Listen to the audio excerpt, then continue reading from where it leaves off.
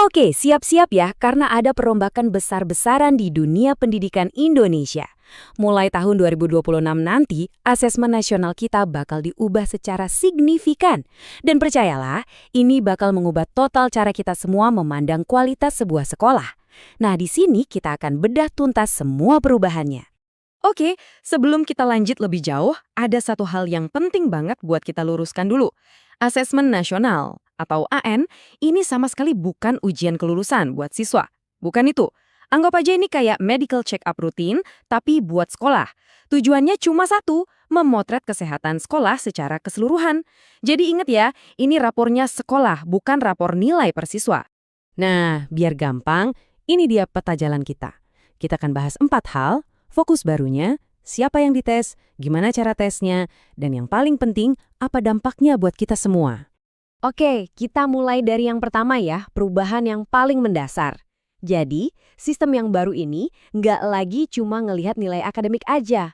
Fokusnya bergeser ke sebuah pandangan yang jauh lebih utuh tentang apa sih arti pendidikan yang berkualitas itu. Terus, gimana caranya dapat gambaran utuh itu?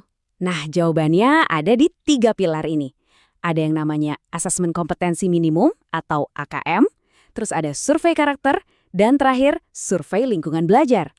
Bayangin aja, ketiganya ini kerja bareng buat bikin semacam potret 3D dari sebuah sekolah. Lengkap banget. Nah, ini nih bagian yang menarik. Coba kita lihat bedanya. Di satu sisi ada AKM. Ini tugasnya ngukur kemampuan kognitif inti ya, seputar literasi dan numerasi. Di sisi lain ada survei karakter. Nah, yang ini beda banget. Ini ngukur hal-hal non-kognitif kayak sikap, nilai-nilai, dan keyakinan siswa. Jadi, ini benar-benar pergeseran yang fundamental. Lalu, karakter apa aja sih yang diukur? Dulu kita kenal profil pelajar Pancasila kan? Nah, kerangka itu sekarang diperbarui jadi 8 dimensi profil lulusan ini. Cakupannya luas banget, mulai dari iman dan takwa, penalaran kritis, kolaborasi, sampai kesehatan dan komunikasi. Jadi ini cara pandang yang jauh lebih komprehensif soal lulusan ideal itu kayak gimana. Oke, kita udah bahas apa yang diukur. Sekarang kita pindah ke siapa yang diukur. Nah, siap-siap ya, karena perubahan di bagian ini drastis banget. Coba deh lihat perbandingannya. Dulu kan sistemnya pakai sampel acak ya, cuma sebagian siswa di kelas 5, 8, dan 11, plus sebagian guru. Nah, mulai 2026, lupakan sampel. Pesertanya adalah semua siswa di tingkat akhir, jadi kelas 6, 9, dan 12, dan juga semua guru. Bener-bener semuanya. Ini bukan lagi sampel, tapi udah jadi sensus. Perubahan yang luar biasa besar. Mungkin Anda bertanya-tanya, kenapa sih digeser ke siswa tingkat akhir? Nah, logikanya sebenarnya sederhana banget. Tujuannya adalah untuk mengukur hasil akhir dari seluruh proses pendidikan di jenjang itu. Anggap aja ini kayak foto di garis finish, potret pamungkas dari apa yang udah sekolah kasih ke siswanya selama bertahun-tahun.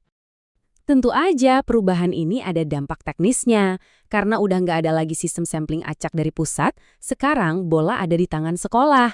Setiap sekolah harus, dan ini wajib, memastikan semua siswa tingkat akhir dan semua gurunya terdaftar dengan benar di Dapodik. Kalau nggak, ya mereka nggak bisa ikut asesmen. Oke, selanjutnya kita bahas pembaruan teknisnya. Yang ini dampaknya gede banget buat efisiensi sekolah. Semua ini bisa terjadi berkat aturan baru, yaitu Permendikdasmen nomor 9 tahun 2026. Kuncinya itu ada di satu pasal baru, pasal 9A. Dan di dalam pasal itu ada 2 kata ajaib, cuma 2 kata. Tapi dampaknya luar biasa. Frasa itu adalah dapat diintegrasikan. Kelihatannya simpel ya, tapi ini beneran game changer yang ngasih fleksibilitas luar biasa buat sekolah. Terus artinya apa sih dalam prakteknya? Gini, artinya sekolah sekarang punya pilihan. Mereka bisa aja langsung menyisipkan soal-soal literasi dan numerasi ke dalam ujian mata pelajaran yang udah ada. Misalnya ujian bahasa Indonesia atau matematika. Jadi, nggak perlu lagi ada hari khusus buat asesmen nasional. Jauh lebih efisien kan? Oke, kita udah bahas apa yang berubah, siapa yang dites, dan gimana caranya. Nah, sekarang kita sampai ke pertanyaan yang paling penting. Jadi, apa dampaknya buat siswa, guru, dan juga orang tua sehari-harinya? Buat kalian nih, para siswa tingkat akhir. Artinya, kalian itu ikut berkontribusi ngasih data buat rapor sekolah kalian. Dan ingat, ini penting. hasilnya sama sekali nggak akan ngaruh ke nilai pribadi atau kelulusan kalian. Partisipasi kalian itu tujuannya buat ngevaluasi seberapa bagus sekolah udah ngebekalin kalian.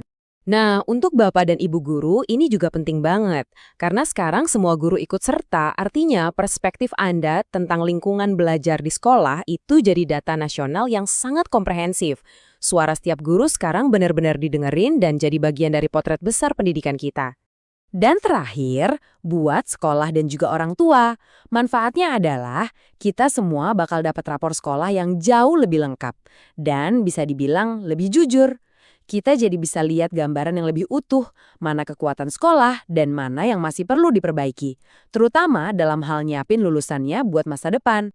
Jadi, kalau mau diringkas, secara filosofis ini bedanya. Tes tradisional itu cuma ngasih kita skor. Jawabannya sebatas, apa yang siswa tahu? Udah. Tapi asesmen nasional yang baru ini ngasih kita sesuatu yang lebih mahal. Konteks. Dia bantu kita jawab pertanyaan yang lebih dalam. Mengapa dan bagaimana proses belajar itu terjadi di sebuah sekolah? Beda banget kan? Pada akhirnya, semua perubahan yang kelihatannya rumit ini sebetulnya muaranya cuma satu, yaitu mendapatkan potret sistem pendidikan kita yang lebih akurat, lebih jujur, dan yang terpenting lebih bermakna. Supaya apa? Ya supaya kita bisa melakukan perbaikan yang tepat sasaran di masa depan. Tapi tentu aja pertanyaan besarnya tetap ada. Apakah semua perubahan ini benar-benar akan memberikan kita gambaran yang lebih nyata tentang sekolah-sekolah kita di seluruh Indonesia? Mungkin cuma waktu yang bisa menjawabnya.